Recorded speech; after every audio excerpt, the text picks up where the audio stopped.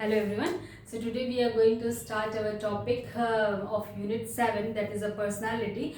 Personality क्या है? Personality is a very big thing. Personality ही है जो पर्सन टू पर्सन, एक पर्सन को दूसरे पर्सन से डिफर करती है. पर्सनैलिटी ही ओवरऑल शो करती है उसके इंटेलिजेंस को भी, उसके थिंकिंग पावर को भी, उसका ओवरऑल बिहेवियर जो हमें सामने आके प्रेजेंट करता है.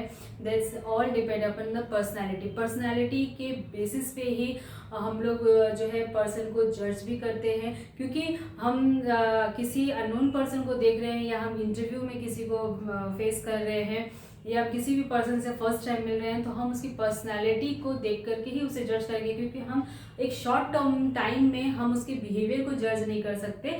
इसलिए हम उसके ओवरऑल पर्सनालिटी को देख करके उसे जज कर सकते हैं. तो personality is basically judging for people. जज कैसे हम पीपल को जज कर सकते हैं, इसके लिए भी पर्सनालिटी काम आती है. ठीक है. और personality the term was given by Latin word से निकला है, दैट इज पर्सोना से निकला है. Persona that means a mask. Mask मतलब होता है मुखौटा, यानी कि जैसे हम लोग मास्क पहनते हैं, जैसे हमारा जो रियल फेस है वो पीछे रहता है, लेकिन जो हमने मास्क पहना है हम वही कैरेक्टर प्ले करते हैं. फॉर एग्जाम्पल आप एक आर्टिस्ट हो, ठीक है. एक आर्टिस्ट हो, आप पेंटिंग बनाते हो, लेकिन आपने मास्क जो पहना है, आपने एक आर्टिस्ट, ऐसे आर्टिस्ट का पहना है जो सिंगिंग करता है, तो आप क्या करोगे, उसमें उसी का रोल प्ले करोगे, यानी कि आपकी पर्सनालिटी एक सिंगिंग वाले की हो गई. फिर आप वो प्ले करोगे. तो हमने क्या देखा, हमने जो आपने मुझे शो किया, हमें वही दिखता है. तो दैट्स अ पर्सनैलिटी, यानी कि एक मुखौटा जो आप रियल हो वो नहीं दिखा करके पीपल को और अच्छा बना करके प्रेजेंट करने की कोशिश कर रहे हो. तो दैट इज योर पर्सनैलिटी. इसीलिए ये जो है लैटिन वर्ड पर्सोना से बना है, जिसका मतलब होता है मास्क. ओके. और पर्सनैलिटी के में अलग अलग साइकोलॉजिस्ट के अलग अलग व्यूज थे, जैसे कि आपके रेमंड बी कैटल ने क्या कहा था पर्सनैलिटी को लेकर के. He says that which personality is that which permit a prediction of what a person will do in a given situation. यानी कि पर्सन का prediction, person at a time क्या कर सकता है, वही सिचुएशन को कैसे हैंडल कर सकता है, दैट शोज द पर्सनालिटी. ये according to Raymond B Cattell के अकॉर्डिंग ये था. और जेपी गिलफोर्ड ने क्या बोला था, पर्सनालिटी वही है जो अलग पर्सनालिटी क्या है, अलग एक यूनिकनेस ऑफ अलग अलग पर्सन का यूनिक ट्रेट को सिंबलाइज करता है. अलग अलग पर्सन के अलग अलग ट्रेट्स होते हैं, यूनिक ट्रेट होता है जिससे पर्सनालिटी शो करता है. ठीक है. और पर्सनालिटी के जो फीचर्स हैं वो स्टैटिक नहीं होते, दैट इज एक्टिव होता है. ठीक है. पर्सनालिटी के फीचर्स जो है एक्टिव होते हैं. यूनिकनेस क्या होता है, यूनिकनेस पर्सनालिटी में यूनिकनेस भी बहुत इंपॉर्टेंट है. जैसे लर्निंग में यूनिकनेस है, कॉग्निटिव में यूनिकनेस है, साइको फिनोमेनोलॉजिकल में है, फ्रीडन के अकॉर्डिंग है, फ्रीडन व्यू पॉइंट अलग अलग है. तो लर्निंग, जैसे लर्निंग है, लर्निंग की पर्सनालिटी में लर्निंग इज डिफरेंट पीपल की अलग अलग लर्निंग है. कोई बहुत लर्निंग में शॉर्ट टर्म मेमोरी को लर्न करके रखता है, कोई लॉन्ग टर्म मेमोरी को बहुत अच्छी तरह से कैपेसिटी होती है उसमें लर्न करके रखने के लिए. तो इसमें क्या है, अलग अलग आपके जो यूनिकनेस होता है पर्सनालिटी का, तो वो यूनिकनेस में लर्निंग है, लर्निंग भी शो करता है. कॉग्निटिव में क्या है, आपके परसेप्शंस, अलग अलग पर्सन के अलग अलग परसेप्शंस होते हैं, वो देखेंगे. अलग अलग पर्सन के अलग अलग इंटेलिजेंस होता है, वो देखेंगे हम. ठीक है. तो इसमें कॉग्निटिव एबिलिटी में जितनी चीज़ें आती हैं उसके अकॉर्डिंगली भी वो यूनिक होता है. ओके. नाउ सब डिटर्मिनेंट्स ऑफ पर्सनालिटी. पर्सनालिटी के डिटर्मिनेंट्स होते हैं पर्सनालिटी के different characters. Personality mainly two important features के ऊपर डिपेंड है. क्या है वो, that is your biological features के अकॉर्डिंग पर्सनालिटी डिफरेंट है, एंड सोशो कल्चर के अकॉर्डिंग भी पर्सनालिटी डिफरेंट है. नाउ बायोलॉजिकल के अकॉर्डिंग पर्सनालिटी को 4 कैटेगरी में डिवाइड किया गया है. फर्स्ट है आपका बॉडी फ्लूइड के अकॉर्डिंग पर्सनालिटी को डिवाइड किया गया है. Second is your physical attractiveness को लेकर के किया गया है. फिजिकल अट्रैक्टिवनेस में क्या है, फिजिकल अट्रैक्टिवनेस में फॉर एग्जांपल कोई बहुत सुंदर है, जैसे प्रिटी गर्ल है, छोटी सी बच्ची है, बहुत सुंदर है, बहुत एक्टिव है, तो हमारा क्या होगा, उसका हमारा जो ध्यान है उस पर जाएगा, अट्रैक्टिव होगा, अट्रैक्शन होगा. ठीक है. तो ये फिजिकल अट्रैक्टिवनेस के अकॉर्डिंग पर्सनैलिटी है बायोलॉजिकल में. Then homeostasis. होमोस्टैसिस में क्या है आपका, होम्योस्टेसिस में क्या है कि आप इन्वायरमेंट के साथ में, जो इन्वायरमेंट में आप जा रहे हो, जिस सोसाइटी में आप जा रहे हो, उस सोसाइटी में या उस इन्वायरमेंट में, फॉर एग्जांपल आपका बायोलॉजिकल है ये, तो हम ठंडी जगह से गर्म जगह पे गए तो हमारे जो बॉडी का टेम्परेचर है वो कैसे हम उसको एडजस्ट कर सकते हैं, या हम एक इन्वायरमेंट से दूसरे इन्वायरमेंट में गए हैं तो उसको हमारी बॉडी कैसे अच्छे से एडजस्ट कर लेती है, तो दैट इज योर होम्योस्टेसिस। यानी कि बॉडी को अकॉर्डिंगली, एनवायरनमेंट के अकॉर्डिंग अपनी बॉडी को भी ऐसे चेंज करना, वैसे ही बनाना, ठीक है। और then the physical defect, physical defect में भी जैसे ओबेसिटी को लेकर के, फॉर एग्जांपल ओबेसिटी है यानी कि बहुत, जो कोई बहुत मोटा है, ओबेसिटी है, या फिर बहुत ही लीन एंड थिन है, तो इसके अकॉर्डिंगली भी वो कैटेगराइज किया गया है बायोलॉजिकली आपकी पर्सनालिटी को। इसमें आप देखेंगे बॉडी फ्लूइड के अकॉर्डिंग किसने, विलियम शेल्डन ने कुछ क्लासिफिकेशंस दी थी। उन्होंने अपने थ्योरी में, उन्होंने अपनी थ्योरी निकाली थी, उसमें उन्होंने बताया था कि पर्सनैलिटी जो है, पर्सन की जो पर्सनैलिटी है वो 3 कैटेगरीज में उन्होंने डिवाइड किया था। क्या क्या 3 कैटेगरीज थी? That is endomorphic, ectomorphic and mesomorphic category. Endomorphic में क्या है, आपका एंडो से ही समझ में आ रहा है कि आपका एंडोमॉर्फिक में जो पर्सनैलिटी होगी वो लेस सुपीरियरिटी की तरफ होगी। क्यों? क्योंकि उसमें ऐसे पर्सन को उन्होंने इंक्लूड करा है जो बहुत ही मोटे हैं, बहुत ही थिक है और फैटी है, बल्जी हैं। तो ऐसे पर्सन को उन्होंने और क्या कैटेगराइज करा है, ऐसे पर्सन उन्होंने ये भी बताया है कि वो लवेबल भी होते हैं, क्यूट भी होते हैं, सॉफ्ट हार्टेड भी होते हैं, लेकिन कहीं ना कहीं वो लिथार्जिक भी होते हैं। क्यों? क्योंकि उनकी बॉडी जो है इतनी फैटी होने की वजह से उनका जो वे ऑफ वर्किंग है वो स्लो डाउन हो जाता है, ठीक है। और फिर वहीं पर उन्होंने बताया एक्टोमॉर्फिक। एक्टोमॉर्फिक में जस्ट इसका ऑपोजिट है कि जहाँ पर बहुत फैटी है वहाँ पर एक्टोमॉर्फिक में बहुत ही lean and thin and tall height वाले होंगे और उनके जो मसल्स हैं वो उतना डेवलप नहीं होगा। तो इसमें क्या है, सुपीरियर टू एंडो हैं वो, लेकिन उसमें भी क्या है, वो भी बहुत जल्दी थक जाएंगे, एक्टिव नहीं होंगे, वो लेस एक्टिव होंगे, ठीक है। उसमें वो क्वाइट होंगे वो, या फिर आउटबर्स्ट होंगे, इस कैटेगरी वाले में रखा गया है। देन मेसोमॉर्फिक वाले में स्ट्रॉन्ग एंड मस्कुलर को, इसमें परफेक्ट जो मस्कुलर एथलेटिक बॉडी होती है उसको रखा गया है। और ऐसे ऐसे पर्सन्स को इसमें इस कैटेगराइज किया गया है, इसमें एक्टिव भी होंगे और ये सुपीरियर भी होंगे, ठीक है। Now socio culture. Socio culture में क्या है, जो determinants are 2 most important determinants में आपका एक बायोलॉजिकल हमने देखा, दूसरा हम देखेंगे सोशियो कल्चर। अब सोशियो कल्चर में फ्रॉइडन ने दिया था अपना बिग आइडिया दिया था। कब दिया था इन्होंने? अपने थॉट्स दिए थे 6 मई 1856 में उन्होंने अपने थॉट दिए थे। क्या? कि सोशियो कल्चर में ऐसे पर्सनालिटी वाले पर्सन इंक्लूड होंगे जिसके अंदर इमोशंस होगा, जिसके अंदर प्लेजर सीकिंग होगा।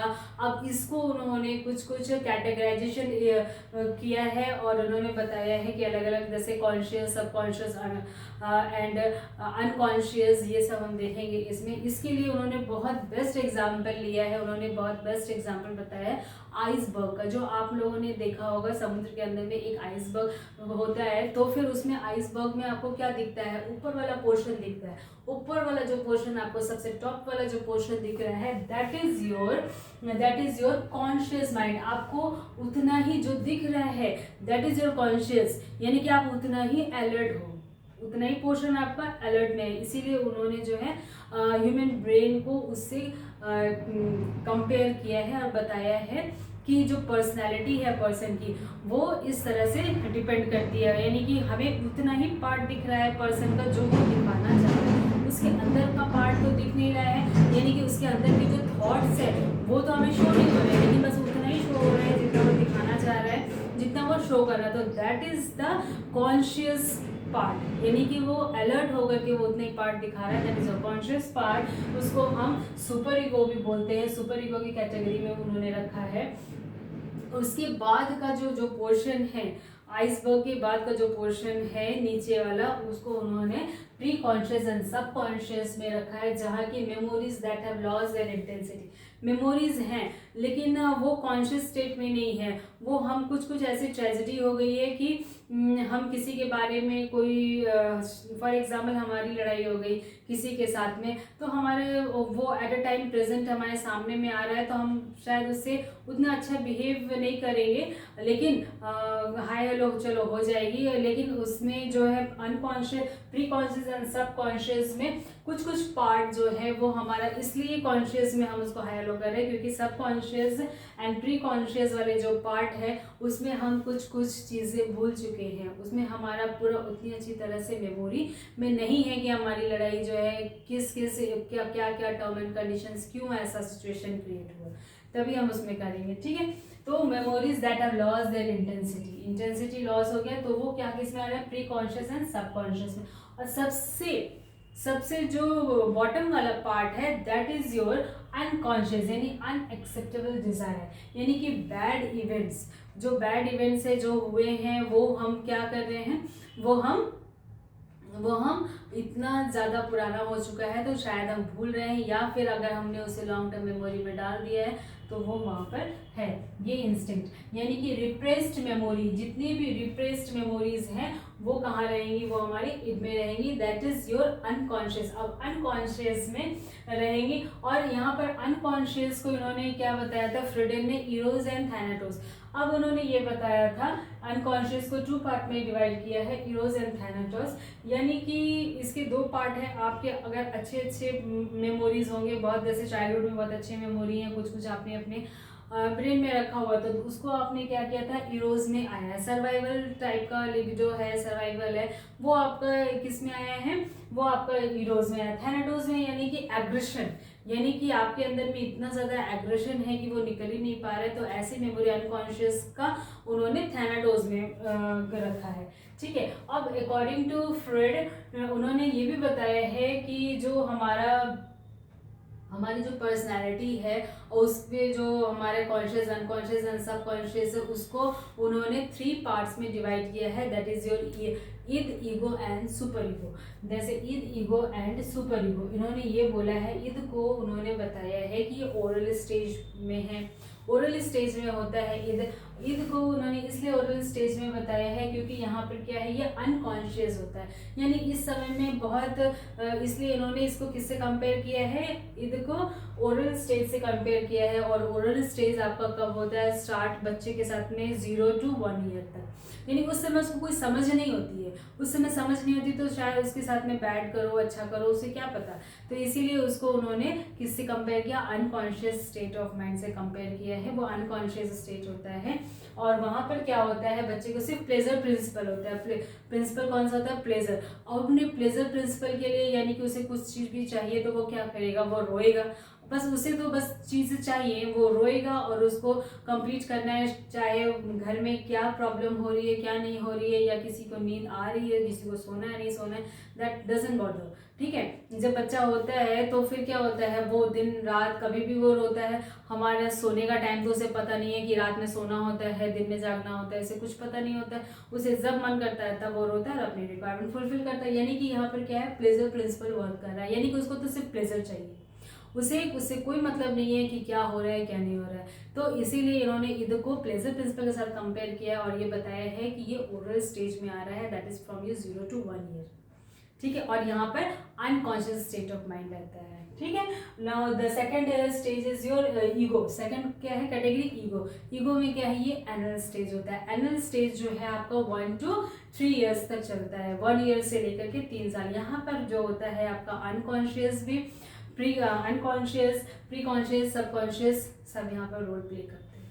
यहाँ पर अब क्या है, सिर्फ प्लेजर से वर्क नहीं हो रहा है, अब उसे पता है, उसे कुछ चीज़ें वो सीख रहा है कि अब रियलिटी क्या है, हमें रात में सोना चाहिए, ठीक है, हमें जब ये चीज़ चाहिए, हमें भूख लग रही है तो हमें सिर्फ रोना नहीं है, हमें मांगना है, हमें बोलना है, हमें हर समय ऐसा नहीं करना चाहिए, यानी कि वो रियलिटी पे अब क्या कर रहा है, वो धीरे धीरे रियलिटी को सीख रहा है, वो रियलिटी प्रिंसिपल पे वर्क करने लग रहा है। ठीक है, ईगो हो गया। Then super ego. Super ego भी जो है आपका सबकॉन्शियस, अनकॉन्शियस एंड यहाँ पर कॉन्शियस स्टेट भी आ रहा है आपका। क्यों यहाँ पर आप जो है फैलिक स्टेज से आपको कंपेयर किया जा रहा है, यानी कि आप मोर देन इनफ, आप समझदार हो गए हो, आपके अंदर में इतना आ गया कि एक मोरल आप सीख सको। यानी कि मोरालिटी का मतलब हम क्या बोलेंगे यहाँ पर कि अगर कोई बड़ा आ रहा है तो उसको उसके सामने में क्या करना है, उसके सामने में उन्हें ग्रीट करना है, उसे नमस्ते करना है, ठीक है। मोरालिटी पे अब वर्क करना है कि अगर किसी रूल को फॉलो करना है,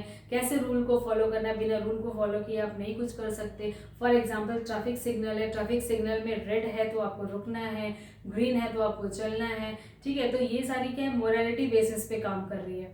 तो यहाँ पे मोरालिटी प्रिंसिपल काम करेगा, और ये है phallic stage, that is from your 3 to 6 year तक बच्चे को अच्छी तरह से कैसे अलर्ट होना है, कैसे कॉन्शियस स्टेट में क्या बातें रखनी है, कैसे आपको अलर्ट होके बोलना है, ये सारी चीजें आ जाती है। तो इसीलिए फ्रॉइड ने पर्सनालिटी को from the beginning of child के बिगिनिंग से उसके सुपर ईगो तक, यानी कि 6 ईयर तक कैसे पर्सनालिटी डेवलप होगा वो बताया है, और उसको कंपेयर भी किया है कैसे unconscious, conscious, pre conscious state के साथ में कि कैसे वो मिक्सअप होकर के चलती है। ओके, तो यहाँ पर ये चीज़ें हैं, ये तीनों इज़ अ वेरी इंपॉर्टेंट। ये आपके एमसीक्यूज में, आपके यूजीसी नेट में बहुत पूछी जाती है, ऐसे घुमा के पूछा जाता है कि मोरालिटी प्रिंसिपल पे वर्क करने वाला कौन है, या रियलिटी प्रिंसिपल पे वर्क करने वाला कौन है, या एज दे दिया जाएगा 0 to 1 ईयर ऑफ चाइल्ड है, और तो ये सुपर ईगो में वर्क कर रहा है, ईगो में आ रहा है, किस में आ रहा है। तो इस टाइप के घुमा के, अगर आप इसको अच्छी तरह से समझ गए तो कहीं से भी घुमा के पूछ ले, आप इसको इजीली बता सकते हो, ठीक है। तो यहाँ पर हमने क्या देखा आज, today we have seen that the what is personality, और पर्सनालिटी के 2 मेजर डिटर्मिनेंट्स होते हैं। क्या क्या होते हैं? 2 मेजर कंपोनेंट्स हैं आपके, क्या है? वो है आपका according to your biological and socio cultural. Biological में 4 डिवाइडेड हैं, कैसे? बॉडी फ्लूइड के हिसाब से, body fitness and physical attractiveness, homeostasis and your physical defect के। इसमें इंपॉर्टेंट आपका सबसे इंपॉर्टेंट क्या है, याद रखना, बॉडी फ्लूइड के हिसाब से विलियम शेल्डन ने क्या किया था, 3 कैटेगराइजेशन किया था, 3 कैटेगरीज में किया था, that is ecto, endo and mesomorphic में किया था, ठीक है। और यहाँ पर सोशो कल्चरल में बहुत इंपॉर्टेंट फ्रीडन की कॉन्सेप्ट आया था, जो कि उन्होंने 6 में और 1857 में 56 में दिया है। उन्होंने बिग आइडिया दिया है फ्रीडन ने। उसमें क्या बताया, Eid, ego and super ego. Ego जो है आपका ओरल स्टेज में, एंड ईगो जो है आपका एनल स्टेज में, एंड सुपर ईगो जो है आपका फैलिक स्टेज में होगा, जो कि 3 to 6 ईयर। एंड ये किस किस प्रिंसिपल पे वर्क करेंगे? ईद जो है आपका प्लेजर प्रिंसिपल पे वर्क करेगा, ईगो जो है आपके रियलिटी पे, and super ego work on your morality principle, ठीक है। सो that's all for today. Okay, I hope you all like this today's video. So please share, subscribe and like my channel, so that I will provide you more and more topic in a compact way, so that make you easier for your exam preparation of your exam. So okay, that's all for today. Thank you so much, and take very good care of yourself. Thank you so much.